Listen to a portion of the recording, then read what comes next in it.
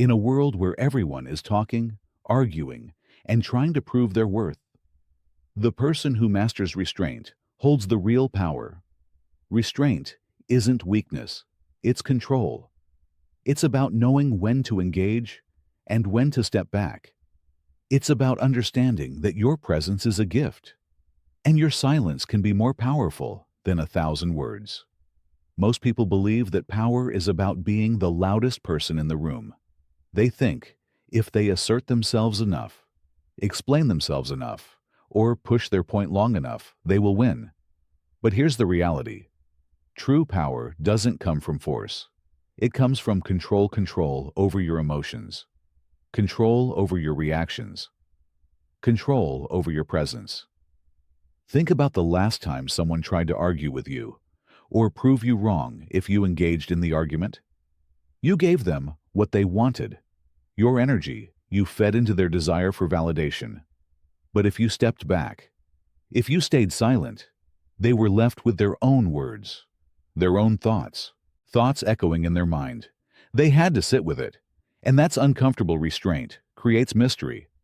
It makes people wonder what you're thinking, why you're not reacting, why you're not engaging the way they expect. And when people start wondering, they start paying attention. Suddenly, you become the one in control of the situation.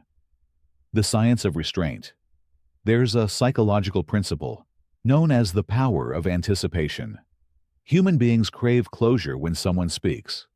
We expect a response. When someone asks a question, we expect an answer. When someone pushes, we expect resistance. But when that response doesn't come, the brain keeps searching for it. It doesn't feel complete. That's why silence is so powerful. It forces the other person to keep thinking about you, to keep replaying the situation in their mind. They start questioning their own actions, their own words. They wonder if they made the right move, if they misunderstood you, if they misjudged your value. And the more they think about you, the more power you hold over them. Most people don't know how to handle silence. They fill every space with words, thinking that more explanation, more talking, more convincing will make people see their value. But in reality, the opposite is true. Imagine you're negotiating a deal. You state your offer and then stay completely silent. No justification, no backtracking, no nervous laughter, just silence. What happens? The other person feels the weight of that silence. They feel the pressure to fill the space. They start second-guessing their position, and often they'll give you exactly what you want, just to break that tension. That's the power of restraint in personal relationships. Now let's bring this into real life. Think about the people who have hurt you, who have taken you for granted, who have dismissed your worth. How did you react? Did you try to explain yourself? Did you try to prove to them why they should value you? Now ask yourself, did it work most of the time? When you chase after someone's validation, they lose respect for you. It's not because you're not worthy, but because chasing signals neediness. And neediness is the opposite of power. But what happens when you stop chasing? What happens when you step back and say nothing? At first, they might not notice. They might assume you'll always be there. But as time passes, something shifts. They feel your absence. They start wondering why you haven't reached out. They start questioning why you're no longer engaging. And suddenly the dynamic changes. Now, they are the ones feeling the void. They are the ones wondering if they made a mistake. They are the ones wanting to reach out to, reconnect, to pull you back in. Because here's the truth. People only truly value what they believe. They might lose restraint in business, and leadership. The same principle applies in business and leadership. Look at the most powerful leaders in the world. Do they constantly talk? Constantly explain? Constantly seek approval? No. They speak with purpose. They listen more than they speak. And when they do speak, every word carries weight. Why? Because restraint builds authority. It signals that you are in control, that you don't need to prove yourself to anyone. And that, in itself, demands respect. Think about the last time you saw a leader or a public figure handle a crisis. The ones who panic, who explain, who desperately try to fix their image. Those are the ones who lose credibility, but the ones who remain calm, who speak only when necessary, who don't let the noise shake them. Those are the ones people trust. Restraint isn't about being passive.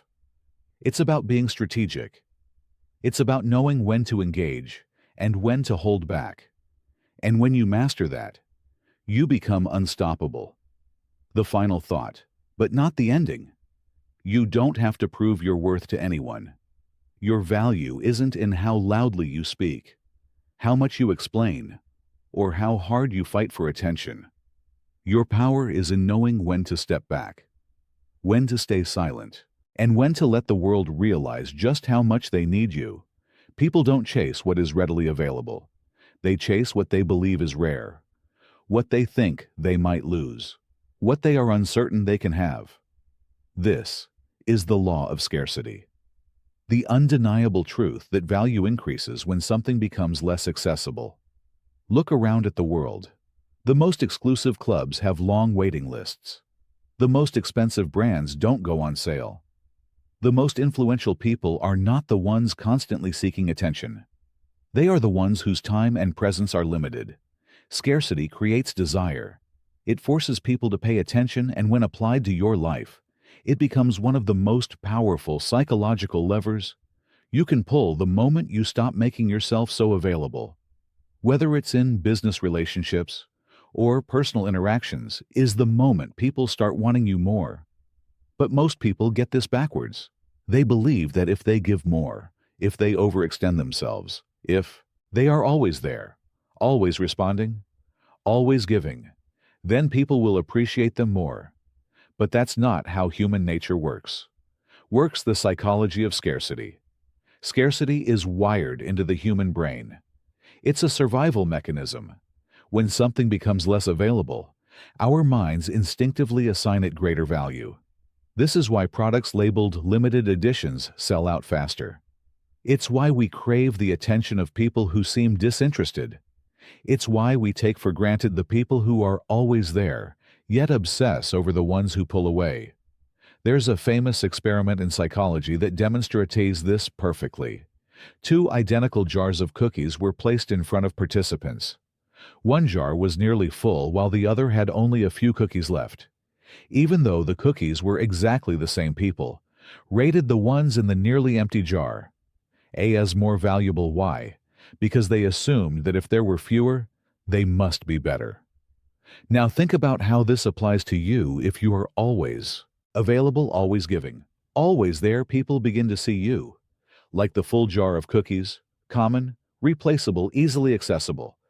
But when you step back, when you become less available, when you stop offering yourself so freely, suddenly you become the scarce resource. And when something is scarce, people want it more. Why? People take you for granted. Most of the time, people don't appreciate what's in front of them until it's gone. They assume you'll always be there. They assume you're kind, your time, your energy is unlimited. And because you keep giving, because you keep showing up, they don't feel the need to value it. But the moment you step back, everything changes. Think about a time when someone important in your life suddenly withdrew. Maybe a friend stopped calling. Maybe a boss who once praised your work became indifferent. Maybe someone you cared about no longer seemed interested. What happened? You noticed, you questioned, you wondered if you did something wrong, because when something that was once abundant becomes scarce, our minds fixate on it, we want it back. Now imagine flipping this dynamic in your own life. Imagine being the person who is no longer always available, no longer always reaching out, no longer always proving themselves. Suddenly, the people who took you for granted begin to notice. They begin to feel the loss. They begin to crave what they once had unlimited access to. This isn't manipulation. This is human nature. And understanding, it gives you control. Applying scarcity in relationships. Look at the relationships in your life. Are you constantly giving and not receiving? Do people only seem to value you when you pull away? If so, it's time to start making yourself scarce, not out of spite, not as a game, but as a way to set a new standard. When you always answer immediately, people assume they can always reach you. When you always say yes, people assume you have no boundaries. When you always accommodate, people assume you have nothing better to do. But when you start pausing before responding, when you start saying no, when you start putting yourself first, people take notice. They start to wonder what changed. They start to question why you're no longer so accessible. And that's when they begin to appreciate what they once took for granted: scarcity. In business and leadership, the most powerful brands in the world leverage scarcity to create demand. Luxury. Brands don't flood the market with their products. They limit supply. They create waiting lists. They make people work to get in. And because of this, their value skyrockets. The same principle applies to your personal brand, your career, your leadership. If you are always chasing opportunities, always making yourself available, always saying yes to everything, you appear common. But if you are selective, if you are strategic, if you make people work for your time and attention, suddenly you are in demand. Successful leaders don't attend every meeting. They don't say yes to every request. They don't make themselves available to just anyone. And because of that, when they do show up, people listen. The shift that changes everything. The moment you realize that your time, your energy, and your presence are valuable is the moment everything changes. You no longer feel the need to chase you, no longer feel the need to prove yourself. You no longer feel the need to beg for recognition, because now you understand that the less accessible you are, the more valuable you be in every interaction, in every conversation, in every situation. You are either controlling the frame or you are being controlled by it. The frame is the underlying power, dynamic of any exchange. It dictates who has influence, whose perspective dominates, and who ultimately holds the upper hand. The person who controls the frame controls the interaction. Most people don't realize this. They think words alone are what matter. They think if they just explain themselves well enough, if they just say the right things, if they just prove their point, they'll win. But the truth is, the frame is set before the first word is spoken. Control the frame, and you dictate how others see you. Lose the frame, and you'll always be reacting, always defending, always chasing after respect, instead of commanding it. And one of the most powerful ways to control the frame: step back, stay silent, let them come to you. The battle of frames. Every conversation is a battle of frames. Think of two people negotiating a deal. One person walks in, confidently speaks slowly, and doesn't rush to fill the silence. The other person fidgets, talks rapidly, and constantly tries to justify their position. Who do you think holds the power? It's not the person talking the most. It's the one who can sit with silence, the one who doesn't feel the need to explain, the one who waits while the other scrambles. Why? Because they control the frame. When you're the one who speaks first, you're revealing your position. When you over-explain, you signal insecurity. When you rush to fill silence, you show that you're uncomfortable, and discomfort is weakness in the battle of frames. But when you step back, when you stay silent, when you refuse to react emotionally, you send a completely different message. You signal that you are in control. You force the other person to lean in. You make them wonder what you're thinking. And in doing so, you take control of the interaction without saying a word. How people lose the frame. Most people lose the frame the moment they start defending themselves. Someone questions their worth, and they immediately try to prove it. Someone challenges their decision, and they start justifying it. Someone pulls away, and they start chasing. But here's the problem. The moment you start explaining, you're already losing. When you defend yourself, you're accepting the other person's frame. You're operating on their terms. You're saying yes. Your judgment matters so much that I need to prove myself to you. And that gives them power. But when you refuse to engage in that dynamic, when you step back, when you stay silent, when you let them question their own assumption, now you are in control. Because suddenly the burden shifts. Instead of you proving your worth, they start wondering if they underestimated you. Instead of you chasing them, they start feeling the void you left behind. Instead of you reacting to their frame, they begin reacting to yours frame. Control in relationships. Look at any dynamic between two people. Romantic, business, social. The one who controls the frame is the one who dictates the relationship. Have you ever noticed how the person who cares less in a relationship has more power? It's not about being cold or manipulative.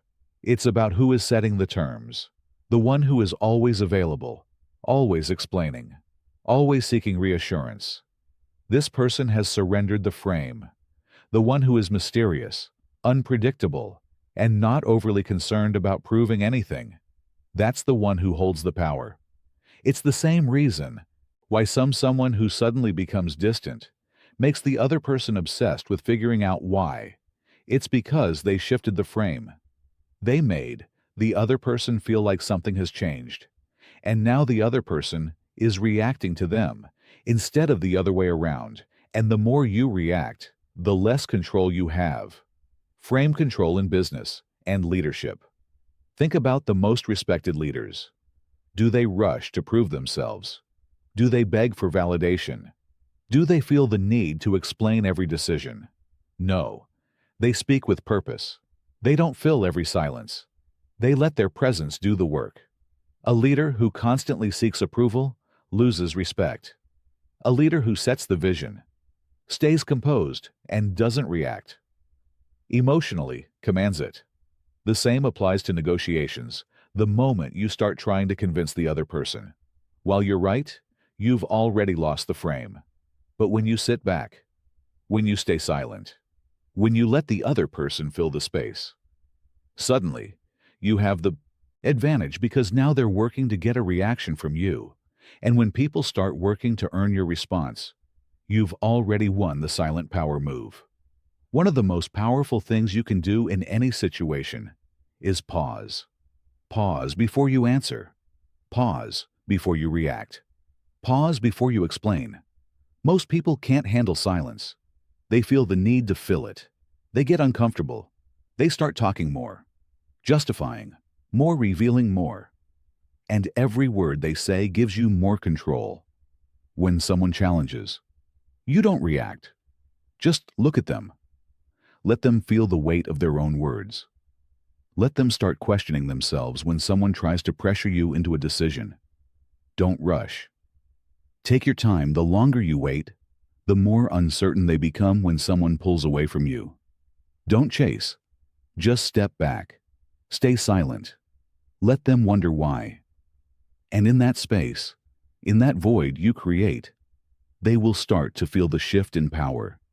They will start questioning themselves instead of questioning you, because now they are reacting to your frame. There is one fundamental truth that too many people ignore. What is given freely is never truly valued. People don't appreciate what comes too easily. They don't cherish what they didn't have to work for, the things that require effort, investment, and commitment. Those are the things people respect, admire, and fight to keep. Yet most people give themselves away too easily. They give their time, energy, love, attention, and effort to people who haven't done a single thing to earn it. They overextend, over-explain, over-give, thinking that if they just give enough, the other person will finally see their worth. But here's the harsh reality. When you give too much too soon, people assume it has no value. The key is to flip the script. Instead of proving yourself to others, make them prove themselves to you. The cost of giving yourself away freely. Think about the things in life that you've worked the hardest for. Maybe it was a degree, a job, a business, or even a personal transformation. Whatever it was, you valued it. Because it required something from you. It demanded your time, effort, sacrifice, and dedication. Now think about the things that were handed to you effortlessly. Did they hold the same weight? Probably not. The same principle applies to how people perceive you. If you are always available, always saying yes, always making things easy for others, they assume it doesn't cost much to have you in their life. They assume your time and energy must not be that valuable. Because if it were, you wouldn't be giving it away so easily. But when you start making people earn your time, your attention, your presence, that's when they start valuing it. The psychology of effort and investment. There's a psychological concept known as the effort justification principle. People value something more when they have to put in effort to attain it. This is why high-end brands don't give away their products for free. It's why exclusive clubs have long waiting lists. It's why people are more committed to relationships and friendships where they had to put in effort to build a connection. People don't respect what is easy. They respect what they had to work for. Yet most people do the opposite. They chase after people who show little interest. They give endlessly without expecting anything in return. They pour energy into situations where no one is reciprocating. And in doing so, they send a subconscious message. I am not a prize. I am not something rare. I am something you can have without effort. That message is the quickest way to lose respect, influence, and value in the eyes of others. Flipping the script, making people earn it. So how do you shift the dynamic? How do you move from constantly giving to making people work for your time and presence, set standards, and stick to them? If you don't set the terms for how people treat you, they will set them for you. Decide what you will and won't tolerate. If someone doesn't meet that standard, step back. Don't explain. Don't argue. Just remove yourself. The right people will step up, and the wrong ones will fade away. Don't be easily impressed. People respect those who have discernment. If you're overly eager, if you praise too easily, if you accept anyone and anything without question, you come across as someone who has low standards. Make people prove their worth before you invest your energy in them. Give in proportion to what you receive. Relationships, whether personal, professional, or social, should be a balanced exchange. If you're the only one putting in effort, it's time to stop. Give as much as you're receiving, no more, no less. This creates a natural filtering system where only those who truly value you will stick around. Be comfortable saying no. The most powerful people in the world are not the ones who say yes to everything. They are the ones who say no. No to unworthy opportunities. No to energy, draining people. No to anything that doesn't align with their self-respect. Your no is your boundary, and boundaries command respect. Let people miss you when you are always available, always responding, always ready to give people. Don't get the chance to experience life without you. And if they never experience your absence, they'll never truly appreciate your presence. Create space. Let people feel the void. If they care, they'll come looking. If they don't, they were never worth your time. The shift in perception. When you start making people earn it, something interesting happens. People who once took you for granted start paying attention. People who dismissed you begin to chase. People who assumed you'd always be there suddenly feel the need to prove themselves. Why? Because you've changed the frame. Instead of seeking validation, you've become the one who decides who is worthy of your time. Instead of proving your worth, you've made others prove theirs. Instead of chasing, you've become the one being pursued, and the ones who step up, those are the ones who truly value you. The ones who disappear, they were never meant to stay anyway.